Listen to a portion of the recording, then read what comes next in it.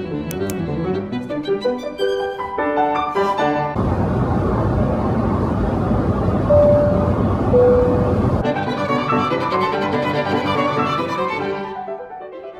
guten Tag from Vienna, Austria.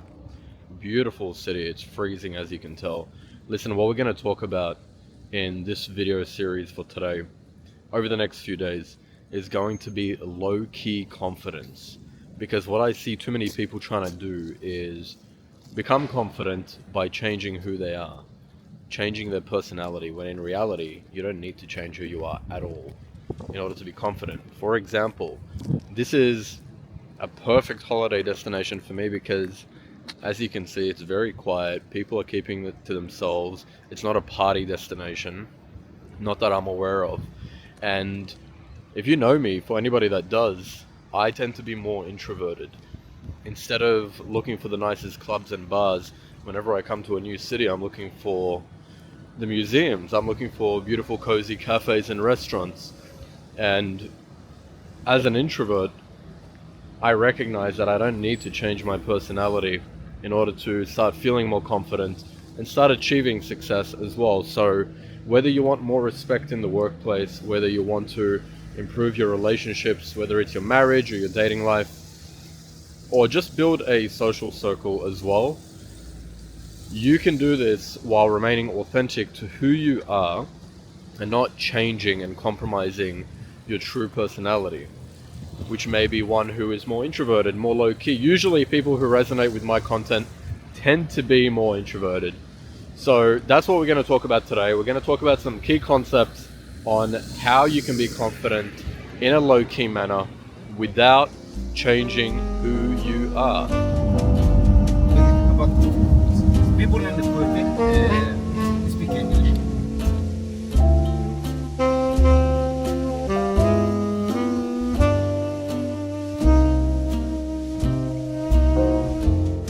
Good first impression.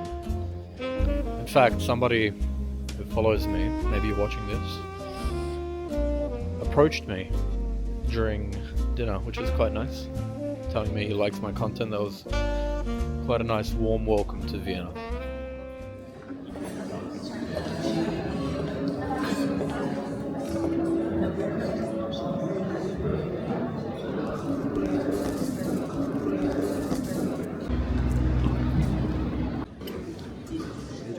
Thank you.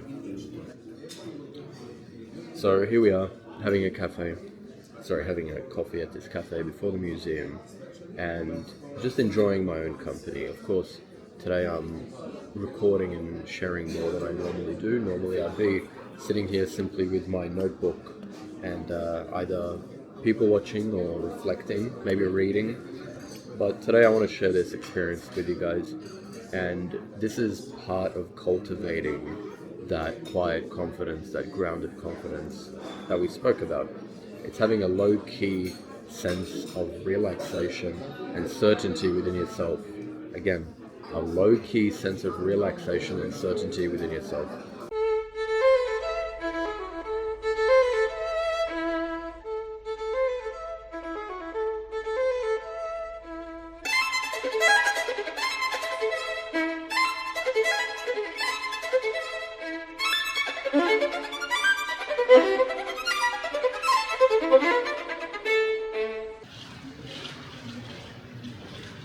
One thing that I miss about living in Europe is coming to museums once or twice a month, just to walk, think, relax.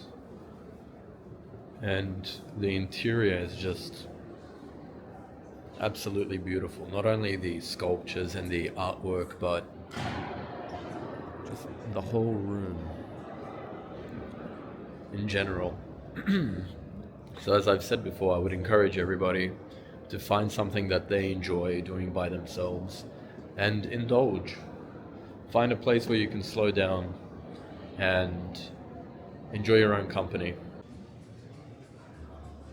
So most people believe that in order to achieve social confidence and have an executive presence, you need to change who you are. You need to be loud, you need to be extroverted, when in fact what I've found is Through cultivating my self-esteem year after year, very consciously, my confidence has not only gone up, but it's allowed me to remain authentic to who I am in the way that I communicate, the way that I speak to people, the way that I carry myself, and my lifestyle in general. So if we break that down, self-esteem to have authentic confidence, what can that look like? It looks like a few things. First of all, it's self-acceptance. When somebody, no matter how introverted or extroverted they are, if they have a sense of self-acceptance to the point where they're not shaming themselves for not wanting to go out partying, they don't shame themselves for not being the loudest one during a meeting, they accept the fact that they like to be more low-key, they like to have that quiet confidence. Now, I need you to be very careful with it because some people might misinterpret this as me giving you permission to be apathetic and to not take action. I had to really step out of my comfort zone with my communication skills, with my social skills, in order to really craft that skill. So if you do want to improve your communication skills, you do need to talk to people. For example, I'm sitting in this beautiful restaurant right now, and if there was somebody sitting next to me, I mean, even to this day, sometimes I do start a conversation, but especially in the past, I would have very consciously started conversations just to make sure that I'm constantly practicing and honing my communication skills. Now, take action, but realize that you don't have to be loud, you don't have to change who you are. You can speak to somebody and remain grounded in your energy. And that is the key itself. So when you practice self-acceptance, this means you can communicate from a place that is authentic. So I can say, excuse me, sorry to interrupt, but do you mind if I ask, are you local? You are local. Amazing. Well, I'm thinking of going to this museum, or I'm thinking of checking out some cool cafes. Do you have any thoughts or recommendations? And I don't need to overly smile. I don't need to be overly open. I just have a warm, calm demeanor. And that way, it's still authentic to who I am, yet it's very low key and chill at the same time.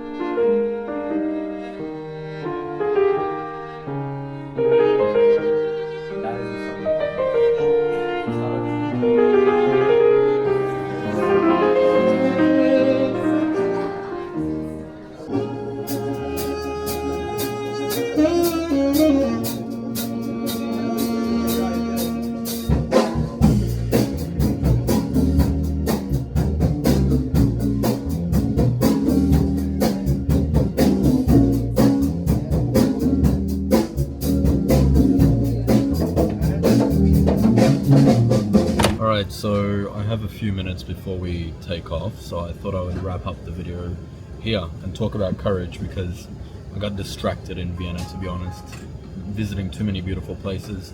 Ended up going to that jazz bar as well. But anyway, let's talk about courage and how it impacts your communication skills and your level of authenticity. What is courage?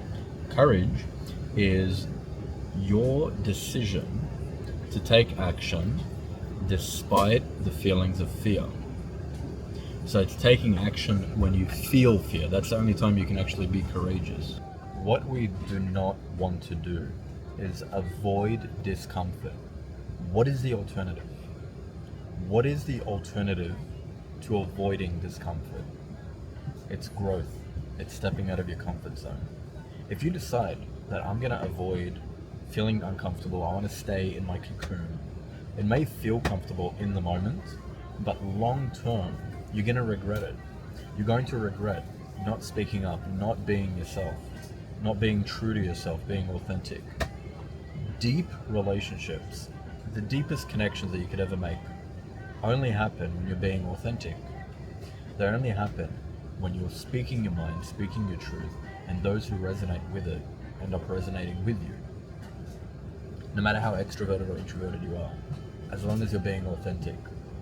So I implore you, I strongly encourage you, start stepping out of your comfort zone with your communication skills.